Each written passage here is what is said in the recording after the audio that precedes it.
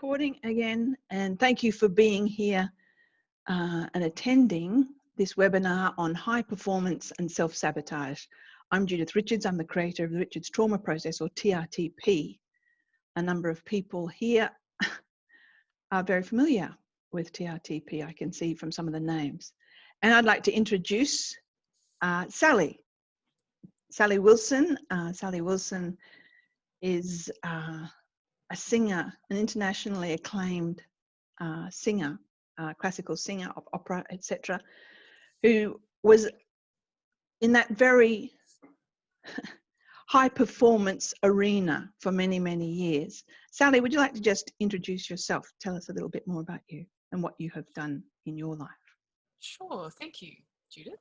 Well, I did have that international operatic career for about 20 years. Before that, I was a farm girl. Went off into, the international arena, did that for 20 years, came back and taught singing at Monash University for a little while. My niece is the head of the vocal department at Monash. Yeah, and I'm sure she's doing a brilliant job. I haven't spoken to the other Judith for a while. And then while I was singing, teaching, not only at Monash but also privately, I found that most of my students' main issues were mental beliefs that they had about themselves and that sort of thing. And so that's how I came on this journey, found the Richards Trauma Process, and now I'm a very happy practitioner of the Richards Trauma Process. Right. Well, thank you. You've lived in that very rarefied atmosphere of opera companies. I worked as a stage manager and lighting designer for opera companies in Australia over many years. So it's an interesting world. Sure is. Yes, but we won't go there. This is about high performance generally and self-sabotage. So let us get into it. Let's begin, Sally, with just quite a big question. What drives people to be peak performers? Well, there are several drivers, Judith, as you know. There are people who have talent and just love it, and that's just what they have to do. Yeah. There are people who are pushed into their particular field when they're children. Mm-hmm. Some of parental pressure. Parental pressure. And sometimes parents living out their own dreams and aspirations through their children. That's right. And there are also people who love what they do. They love it. And they want to achieve, and that's wonderful, except that they're driven by a need to prove themselves, a feeling of not being enough. So driving themselves to peak performance, but with fear-driven drivers rather than joy and fun and just a love of what they do. I would say they're probably the main ones that come to mind for me. Do any others come to mind for you, Jude? Yeah, that's the two main groups, isn't it? Those who just can't help it, they're just fabulously talented and just are naturally peak performers, and those who are driven to it by parental pressure or by that need to be enough, or I'm not enough, and having to prove and prove and prove. And for those people, it's a bit sad because it doesn't matter how much acclaim, how much fame, what they achieve, it matters not, because that internal emptiness of not being enough is never, ever fulfilled. So that's really tough for those people. Yeah, and it can be turned around. Yeah, it can be. And sometimes those people start off as people who love what they do, but then the beliefs that they've had since childhood kind of drive them into this having to prove themselves. So it's not necessarily that they didn't start with a love of what they do, but it can just become a pressure and a burden, and it loses its shine and its spark for people when they're driven by those fear drivers. Yeah, and it becomes often this striving for perfection. That's right. And what is perfection, eh?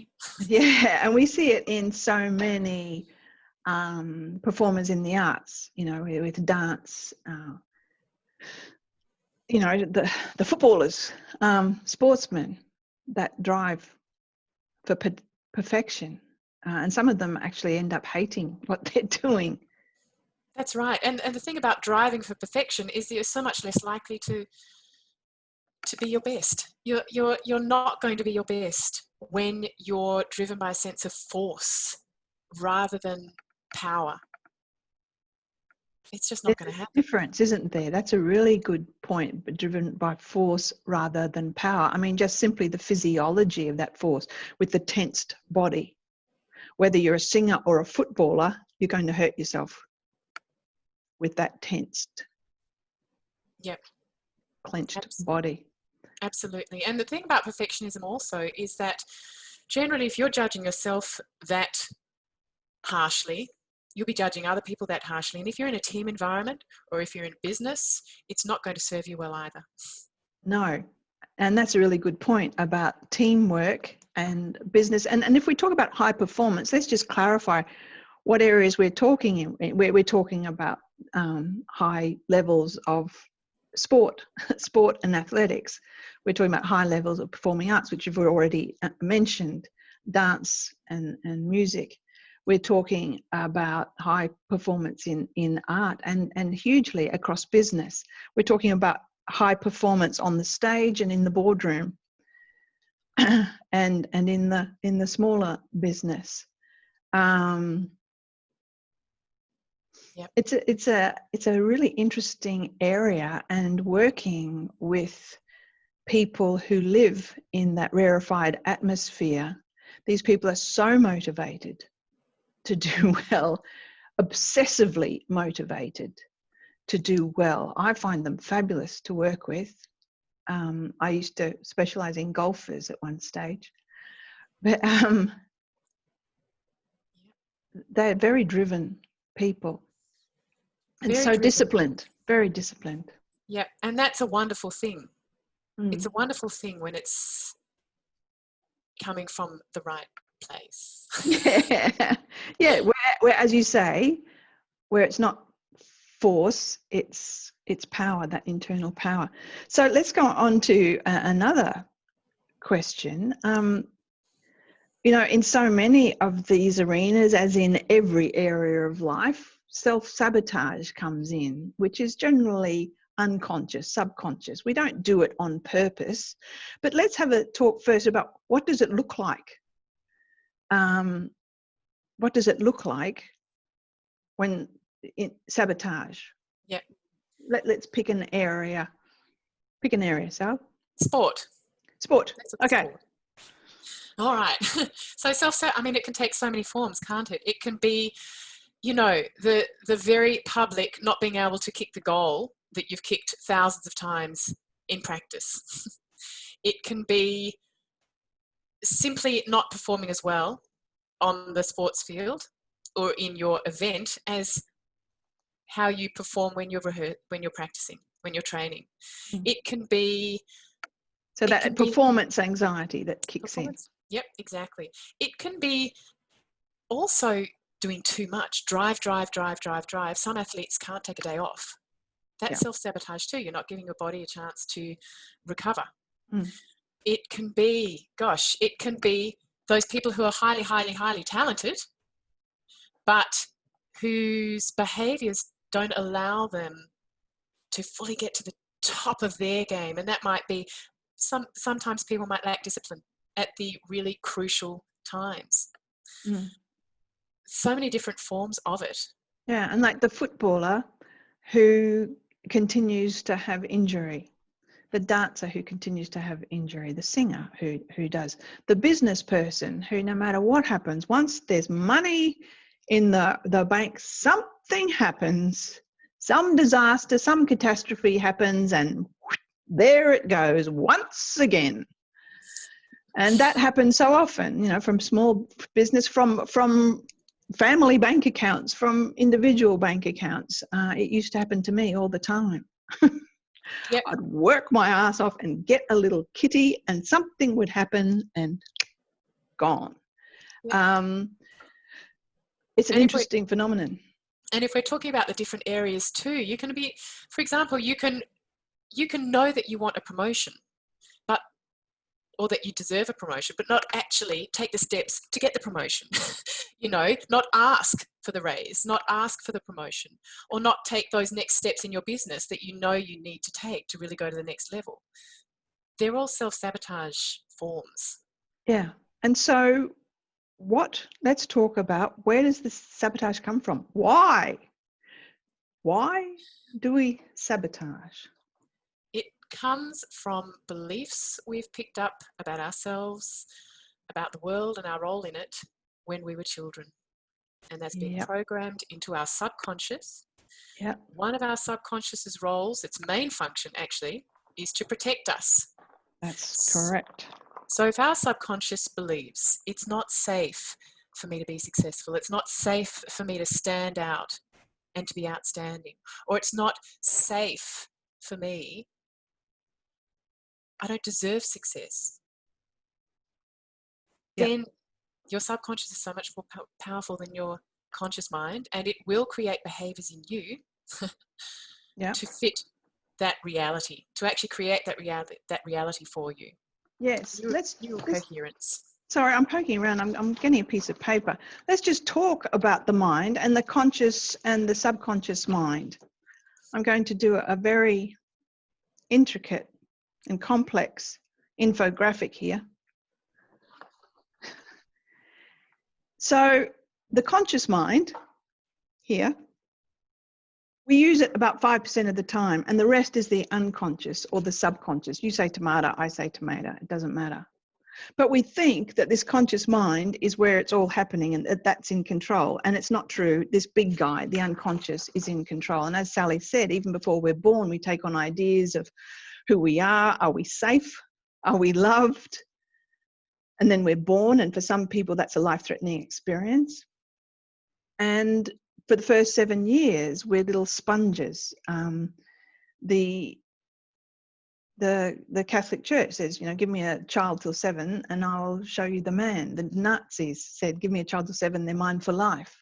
We are programmed, literally. The programs are put into the computer that is us in those early years. And that is what runs our life. And so consciously, we can make the decision, yes, I will be successful. Yes, I will achieve this specific goal. And if the subconscious in those early years has taken on the idea that it's not safe to be successful, something might have happened when we were a tiny little child and we learned a big lesson. It's not safe to stand out. It's not safe to be outstanding. It's not safe to be seen and heard. It's not safe to be visible. And if I'm successful, I will be all of those things. And so the subconscious will say, well, I will keep you safe from that. And all sorts of things just happen. Our subconscious runs every chemical reaction, every electrical response in our body. And if I'm a young footballer who's been tagged, yep, he's going to be a star. And he goes, yes. And his conscious mind goes, yes, I'm going to be playing professional football in a few years. And this big, strong, robust boy starts having cruciate ligament injuries, hammies, things just go wrong with his body. And he has accidents in the game. He gets injured in the game. What's happening? His subconscious is taking action to keep him safe from being successful, being seen, heard, visible, outstanding, standing out, because the unconscious says that's not safe. So we see that in that scenario, but the same thing happens again and again. I was presenting in Sydney, at Sydney, one of the Sydney universities last November, and there was a very famous footballer in the workshop that I was running. And when I started to talk about this, and because he was there, I spoke in terms of football, and his legs started bouncing and he started holding his face and getting very agitated. And I said, are you right? I won't say his name. And he said, That's what happened to me. That's what ended my career. No matter what I did, it got to the point where I would run out onto the field knowing I was going to be injured. That's what happened. Yep. And it can happen in Peter, yes. And it can also happen in personal best performance. Our subconscious, no matter what our dear darling conscious mind wants to achieve and sets out to do, it's not the one in charge. If we've taken on ideas when we were little that are not in sync, if our unconscious and conscious mind are not in sync, they're at odds with each other, which one's going to win, do you think?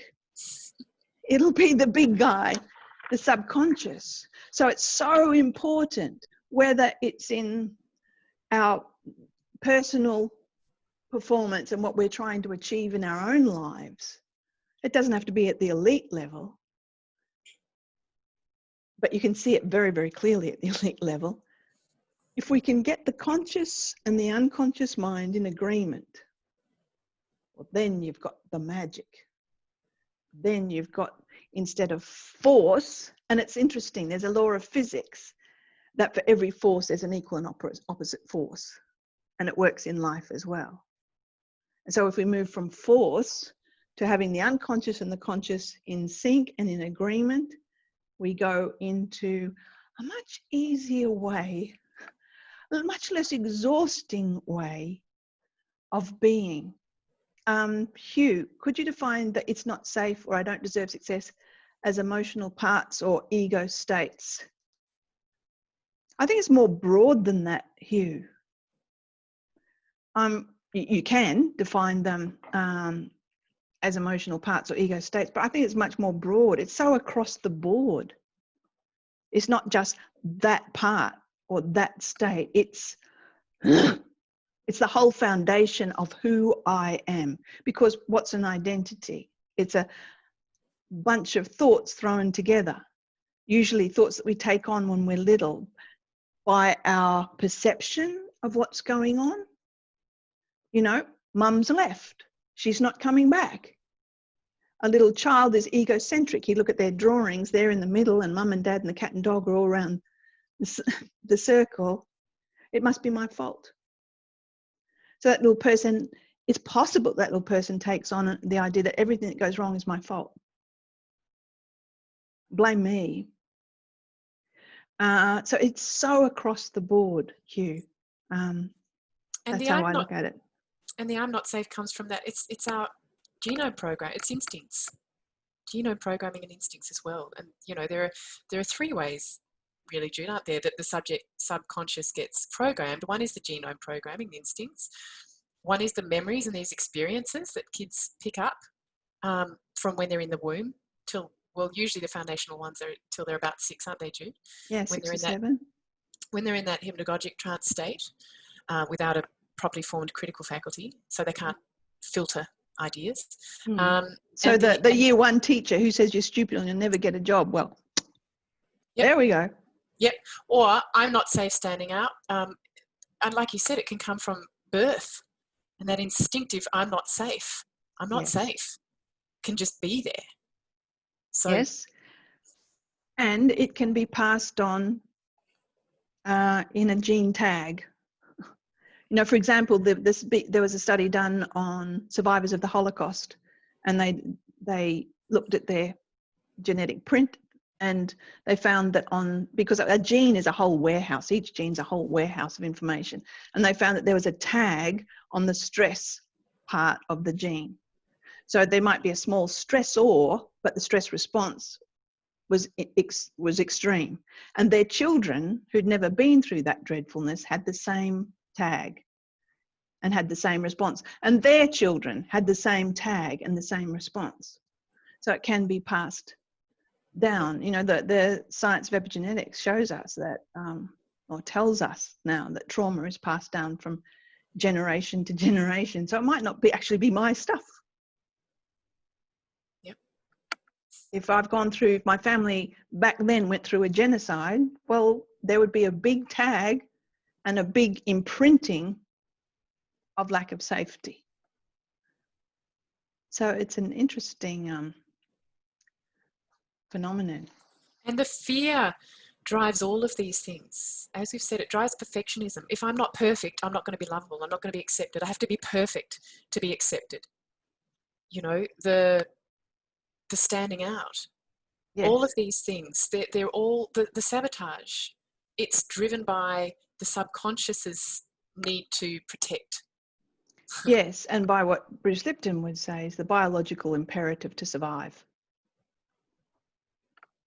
In order to survive, I have to be loved. In order to be loved, I have to be perfect. I have to perform. Yeah. And that basic fear of I'm not safe.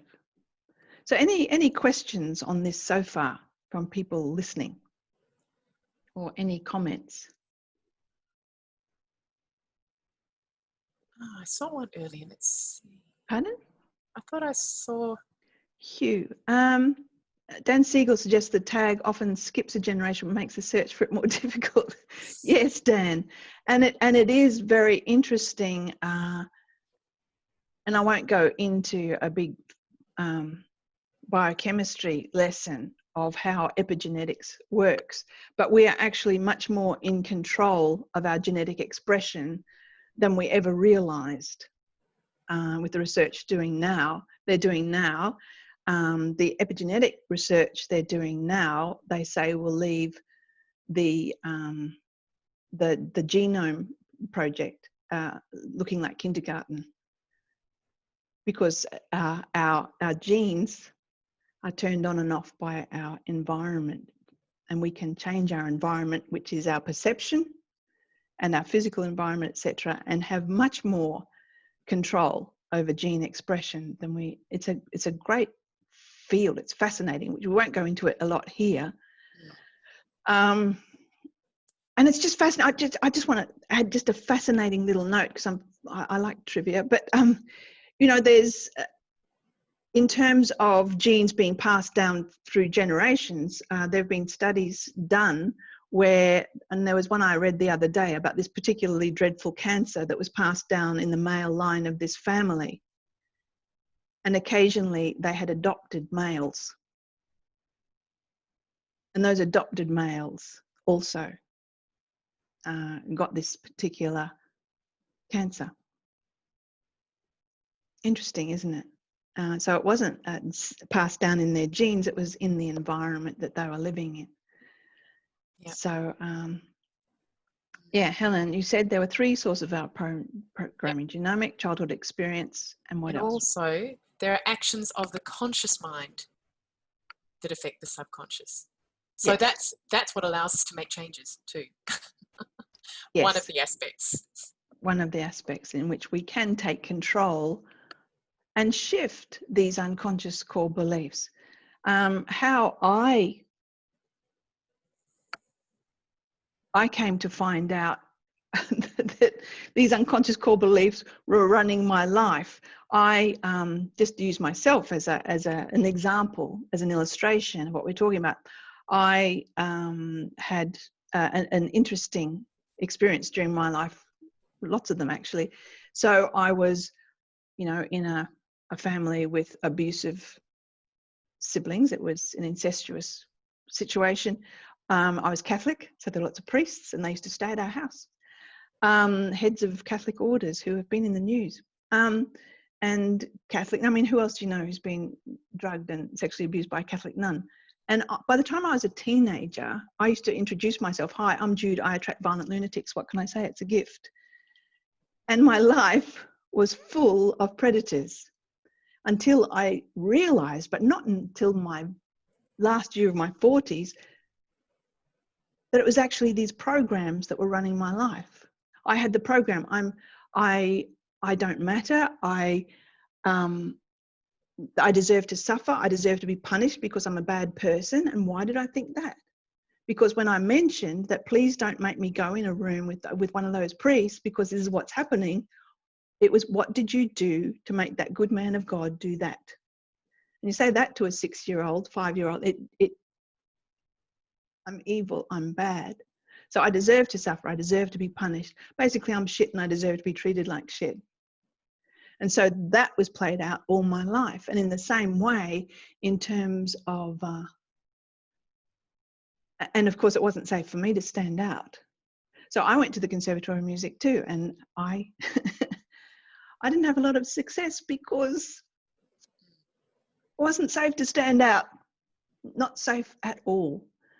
So it really runs our life and the circumstances in it, and the people that we are attracted to, the people who are attracted to us, the situations that we find ourselves in, that unconscious programming is foundational to our life, and it runs our life.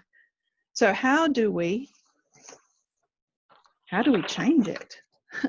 How do we get that unconscious in sync with the conscious mind so that we can achieve whatever it is that we set out to do, or have the greater chance of achieving that? Elaine says, can genes be changed by emotions?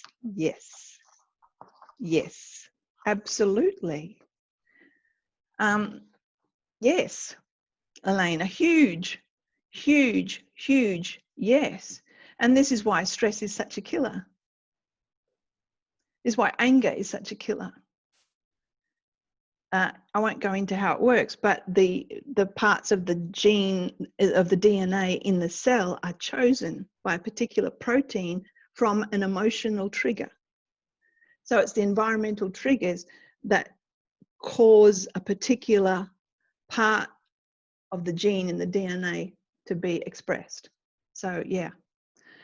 The power of the mind can change genes and the belief. Yes, absolutely. Our beliefs change our physiology, and our beliefs change what we achieve, as in high performance, and even in our own performance. We don't have to be in that rarefied atmosphere of the highest performance, but it's very easy to see it there. I've been raving on, Sal. Anything to add? There was one comment. Peter asked the distinction between elite performance and personal best performance, where, I mean, we've been addressing people who are in that elite kind of environment. So personal best, these things still apply. Of course they do. Absolutely. 100%. But we were just focusing more on how someone can, if they're in that elite environment, really fulfill their potential and not self-sabotage. I mean, for singers, a big one is the high notes. The high notes, you know. High notes, and I get, and I tense my body, and it doesn't happen. Yep. Because I'm scared, I'm not going to get it, or it's not safe for me to get it. Exactly. Or bombing auditions when they're fantastically talented. You know, a lot of people don't get past sort of the basic auditioning stage. And we see that with people who bomb out in exams. Yeah. We see that with people who bomb out in job interviews. You know, so whatever happens at that highest level happens in everyday stuff. It happens in elite levels of football and down the park on a Saturday in the local little league. And of course, we're not talking about people being affected only if they've lived through massive trauma, as we would describe trauma. We're talking about anyone. I had a great childhood. I was a perfectionist. And I know we'll talk about this in a little while, Jude, but I had imposter syndrome. Now that I look back, I had it when I was in high school. I kept thinking, honestly, how have I fooled these teachers? Why are they giving me all these great grades? I don't get it. I don't know how I fooled them. And then I sort of felt guilty for fooling them. You know, then it creates all sorts of other baggage. That imposter syndrome is an interesting one, and it's rampant. It is rampant that I'm fooling everybody, and at any moment I'm going to be discovered. There's huge fear in that. And it's on stages and in boardrooms. I was walking with a friend, a fellow I know a little while ago, and he is the CEO of one of our biggest companies, or has had a history as being CEOs in some of our biggest companies in Australia. And I said, how's it going? And he said, They haven't found me out yet. And this is a powerful man. And I said, found out what?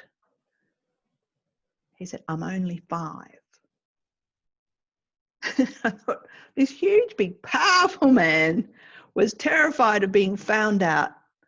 He said, I put on my superhero suit, which gives me superpowers, which is my suit. And I walk into a boardroom and people think I know exactly what I'm doing, and they haven't found me out yet. And he's on international boards. And I thought, wow. Yeah. Wow. And even when people have that level of awareness, you know, I had a friend too who, well, most of us have had it at some point, this imposter syndrome, but she's a CEO. She's incredibly successful in the business world, and she knew I've got imposter syndrome. It's there. She said, can you just stop this voice, this critical little voice that wants to put me down, tell me that I don't belong there, that I'm a fake, that I'm going to get found out. And I mean, the good news is you can change it. You can not only change it, you can get rid of it. Whereas I think a lot of people are led to believe that they can thrive despite it. But really, you can reprogram it. You can change those beliefs. And a lot of people go for help with their imposter syndrome. And these people who help people with imposter, they help people thrive despite that voice in the head and that terrible feeling. And it is possible to just change the voice in their head so it's positive and building up rather than cutting down. Interestingly, I worked with a very high achieving businesswoman who was self-sabotaging her business and her opportunities, as happens. And she came to see me face to face, and she was driving home about an hour, and she rang me when she got home, and she was laughing and said, I'm terribly sorry to bother you, but this is just hilarious. I said, what? What's hilarious? She said, my self-talk was so abusive before I came to see you, and as I drove home, I was trying to prove that your stuff doesn't work, and I was trying to think the thoughts that I used to think and abuse myself, and I'd get halfway through a thought and I'd forget what it was. She said, it's hilarious. I can't even remember. I start off, yes, I'm going to think this terrible thought about myself, and I forget what it was. Yeah. So so it is possible. Someone's saying here, the core shame. It's the same thing. It's the same thing. You get rid of the shame. Get rid of it. It's just a belief. Yep. It's a program. Yep. That's all it is. Yep. Because I used to, as a tiny person, have this terrible shame that I caused good people to do bad things. And then being held up by the back of the school uniform as a grade 1er in front of the Sacred Heart of Jesus. Those Catholics amongst you will know this picture. It looks like Jesus having open heart surgery. And said, your sins put him on that cross. I believed it. I was a little impressionable 5-year-old, and I thought, oh, it was me. So everyone, it was me who was responsible for the crucifixion. And little kids, they take this stuff on and it defines them. Yep. And it can be changed, and that shame can be changed. Yep. And Mary Crawford, hi Mary. So Sally, you say you had a great childhood. How did you embrace TRTP with that in mind? Because TRTP is, well, I mean, we're on this webinar because it helps people perform at their absolute best. So yes, it resolves anxiety, it resolves the depression, it gets rid of all the things that result from trauma. But if we take away the word trauma and say distressing events. Yeah. But it also has, it can take people to their version of their most wonderful extraordinary. It really can. And for me, I did TRTP. And when I did it, I had all sorts of outcomes. I mean, your normal is your normal. And I had all sorts of outcomes that I had no idea to expect. I hadn't known that I was carrying around a whole bunch of guilt. I didn't know because it was just a part of who I was, I thought. When I went out to perform, I still got that excited, nervous feeling inside, but there was no fear behind it.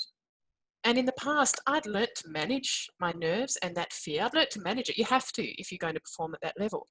But all of a sudden, it was just gone. Yeah.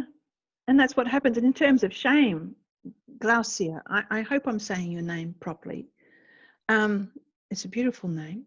When I worked with golfers, there was this quite well-known golfer who all of a sudden was losing in tournaments, all of a sudden. And what had happened is he'd done something really bad. And so his subconscious took on the idea, you don't deserve to win. So it didn't matter what he did, how he prepared for every tournament, his subconscious had taken on the idea, you're a bastard, you don't deserve to win. So as soon as we sorted that shame and that guilt, and he did things to repair what he had done so that he could look himself in the eye again in the mirror, he was winning tournaments again. Yeah. And for some people, they won't know what caused it, but you can still reprogram it. You can still change it. He didn't know.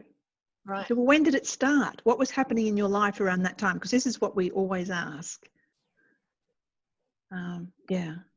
So, and we should talk about performance burnout too, Sally. We should. Like performance burnout. Yes, performance burnout. And that happens a lot at those high levels of performance. But doesn't it happen all around? It happens all around. All around. I've worked with a number. There are so many people working in hospitals. I worked with a gorgeous pediatrician who had been working in emergency in children's hospitals for 30 years.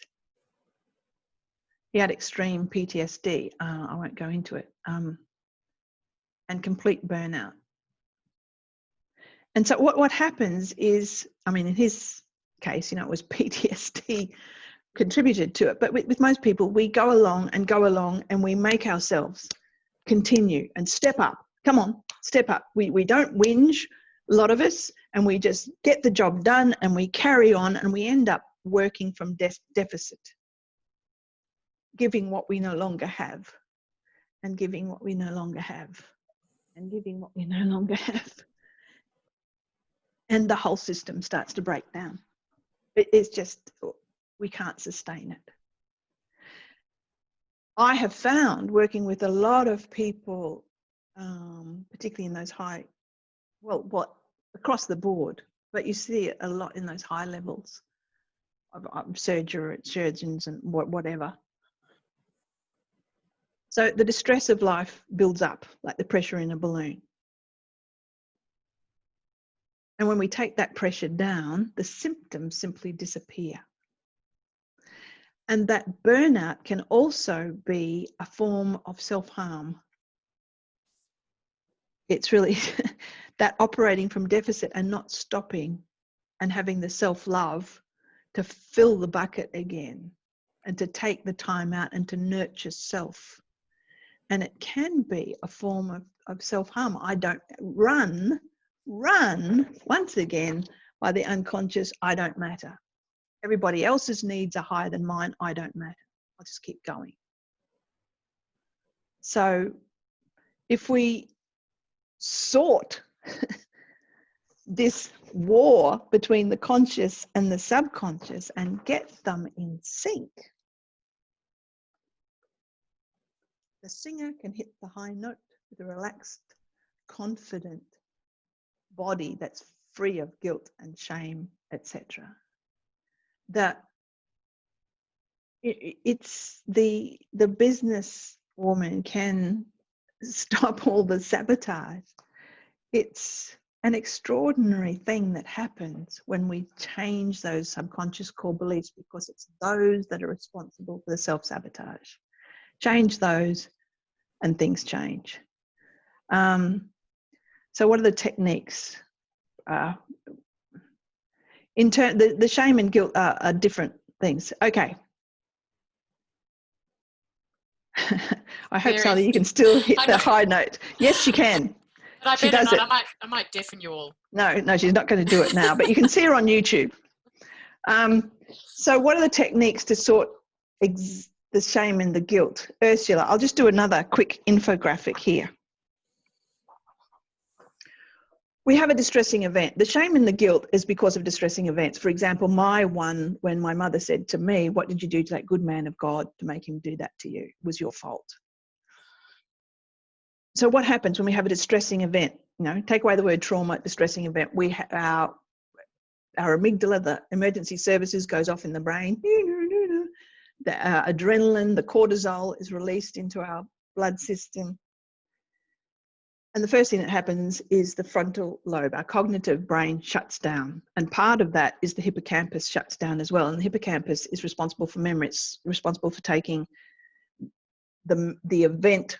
When the event is over, it takes the memory and puts it in the warehouse of memory in the right filing cabinet, in the right drawer, and then comes out and shuts the door.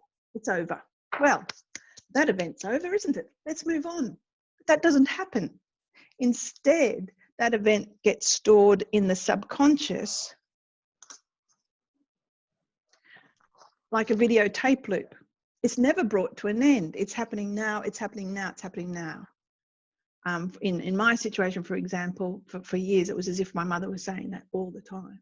What did you do? It's your fault. And what happens is we go along and we have an event when we're 5 and when we're 13 and when we're 16 and 22. And as we go along, there are so many of them. And it's happening now, it's happening now, it's happening now. And so we respond. Our body, it's running in the subconscious. Our body responds because our subconscious runs every chemical reaction, every electrical response. Our body responds as if it's happening now, as if it's happening now. My mother's saying that now. He's doing that to me now. The blacks had their fires are coming now. I'm about to die now. I'm walking onto the stage now when I'm 30 and successful, but my body is going crazy because when I was 12, I walked onto the stage and tripped and was in complete humiliation before a great crowd, my biggest crowd till that point. And so what happens, I walk onto the stage and my body is responding as if that event is happening now. So what happens is the distress of all these videotape loops builds up and up until it blows out and people are then no longer to perform, or they go into anxiety, depression, etc. If it's a catastrophic event, they might go into PTSD, they might go into fibromyalgia, chronic fatigue, they might go into some other disease process. So what we do with TRTP is we simply turn off the few biggest videotape loops and the others just turn off anyway. It's like a 4-legged table, take out one leg and the table falls over. So that's how we deal with the shame and the guilt. We turn off those videotape loops and we liberate people from their past. So then the singer can step onto the stage absolutely free. Their body's no longer reacting. We turn off the videotape loops so that the husband and wife are no longer reacting from everyone who's supposed to love me will abandon me. And so they get a scent of abandonment and it's absolute reaction. So it turns off that reactivity. We are free of it. And we must get the unconscious and conscious in sync and change those unconscious core beliefs that keep those patterns locked in of, you know, not being able to quite achieve success, whether we're a top opera singer or a dad who's got a small business and a couple of kids. It's the same across the board. So that's what we do, and we don't have time for that. In terms of changing unconscious core beliefs, that can be done very, very quickly, and I run workshops on that and teach people absolutely how you can do that in just 20 minutes.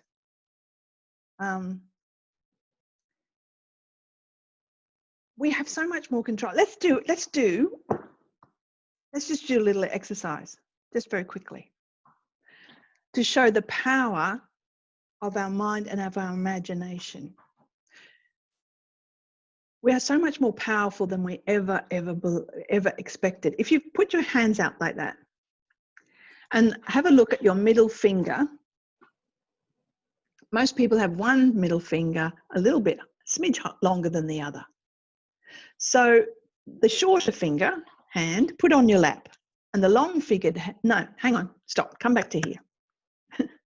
The long fingered hand, put on your lap. The short fingered hand, hang over the side of the chair, but hang down beside you. And just imagine. Magic comes from imagination. Just imagine.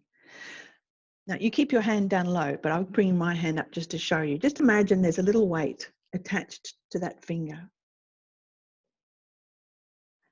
And it's pulling that finger down. And it feels quite good, that little bit of traction, actually. You can feel it up into the back of your hand. I'll do it with this hand because it's easier. And you can feel it up into the back of your hand. It feels quite good. And just notice that small weight is actually causing your finger to get longer. Just feel that. It's causing it to get longer. And just a bit longer. And now imagine there's a second weight. Ooh, you can feel that right up into your forearm. So stretch out your fingers because there's this weight on it. And really just feel that weight and how it's pulling your finger longer and longer. It feels quite good. It feels a bit odd, but quite good. As your finger continues to just get longer and longer. And now imagine there's a third weight. Ooh! You wouldn't want a lot more weight on that finger. And just feel that. And the finger gets longer and longer.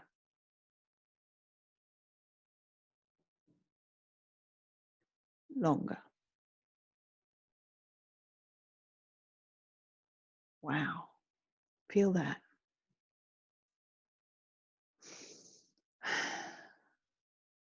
And now bring your hands up and have a look at what's happened. Is there any difference? So type in if you see a difference. My finger has got longer. Definitely. Raz, thank you. Yes. Maria, yes. Yes. The imagine that finger longer. Yes. Melinda, yep. Longer. Laurie, good on you. Cherie, Kerry, yep.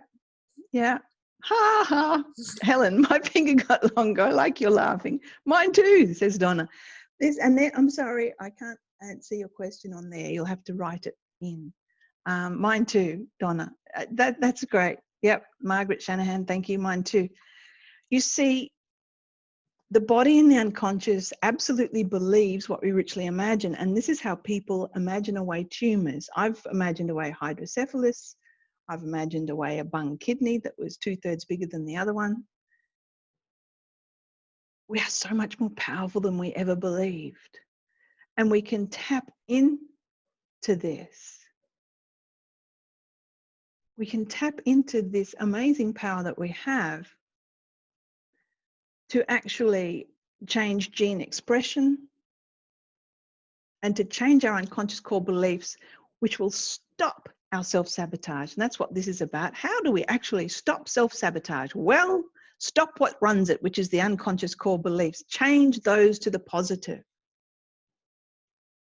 Change those to the positive, from I don't matter to I matter, from it's safe for me to have success, as much success as I choose. It's safe for me to stand out and be outstanding. It's safe for me to be seen and heard. And you know what? I've got a lot to say and it's really good. It's safe for me to be visible. And if we change our subconscious core beliefs to the positive, get the unconscious and the conscious sync, stand back, because that's where the magic happens. That's where we have our breakthroughs. That's where our life changes. You do that and turn off the videotape loops that are running all the time in the unconscious and liberate ourselves from the past experiences so then we're not governed by them, we're not run by them anymore. And extraordinary happens. So, yeah, that's what happens. And I hope that you've got something out of this little session that we've had. Any questions before we finish up?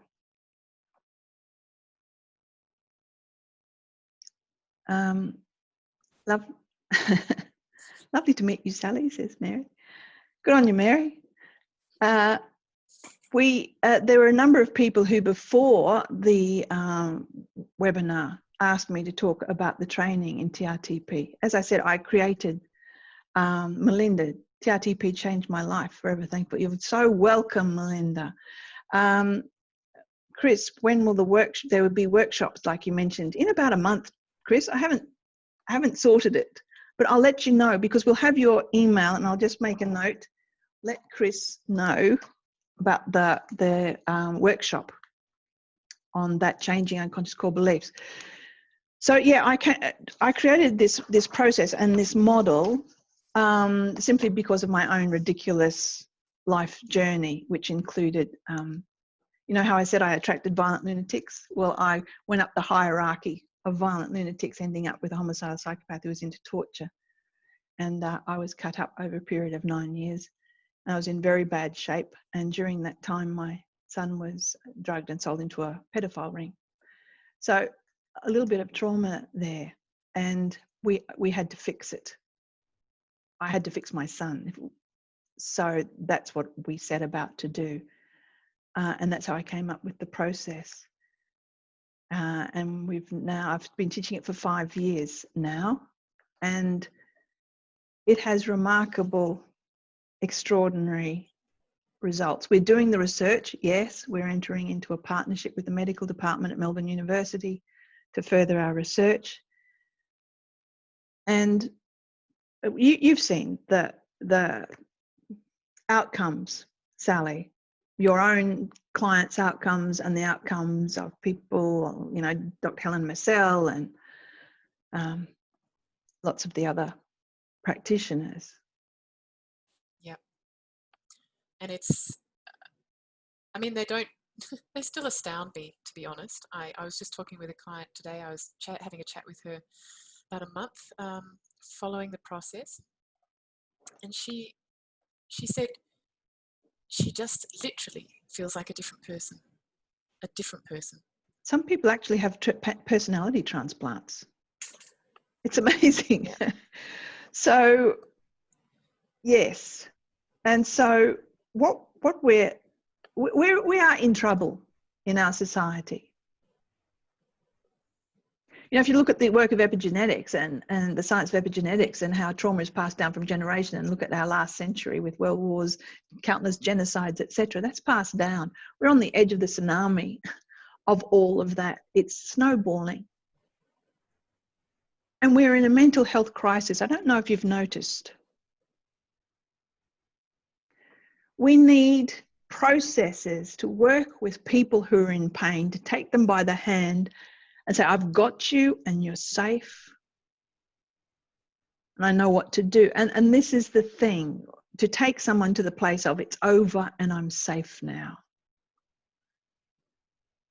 Because so many of us live in I'm not safe. And to take our whole being, our whole physiology, our whole psyche to that place of it's over and I'm safe now. You can feel it in your body. It's over. And a lot of the trauma experts, Van der Kolk, Levine, say we have to take the person to where their body knows it's over. And I go further. We have to take the unconscious and the body to the place where it's over and I'm safe now. And that's the resolution. And so that's what we do. We have to do something that's faster and more effective. Our endpoint is to change how mental health is done on the planet, and we are embarking on the research to prove the process. It's revolutionary, and we have lots of stats, lots of evidence already of EEGs before and after TRTP to show the change in brain function. So if this compels you at all, join us. Let's take the people who are sitting in front of us as our clients to a place of absolute liberation from their pain. Is it possible? Absolutely it is.